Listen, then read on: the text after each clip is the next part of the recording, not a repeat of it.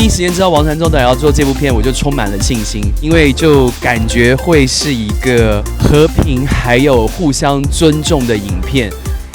我其实对5个演员的表现都非常的令人感到惊叹。我觉得最重要的是，他透露出彼此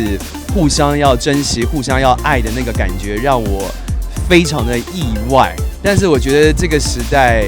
大家需要这样的心。我觉得最近的生活真的就像这些火烧岛5个青年，可是他们这5个人却在这个时间活出了更多的永恒。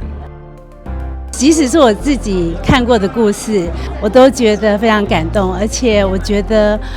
我们的幕前幕后的团队打出一个很好的成绩，希望观众朋友都很喜欢。他们花了非常非常大的心血，真的是让人家非常的推荐。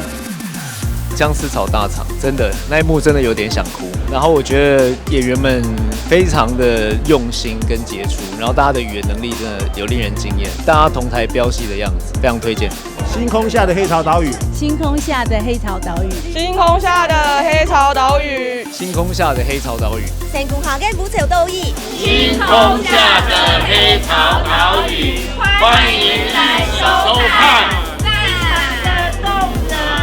星空下的黑潮岛屿旗舰台剧，必追好戏。它不是一部历史片，它也不是一部纪录片，它更不是一部很闷的片，它是一部有马盖先的机智求生、克难生活，以及还有很多厉害的人在里面做出很多不可思议的事情的马盖先的故事。星空下的黑潮岛屿，赞！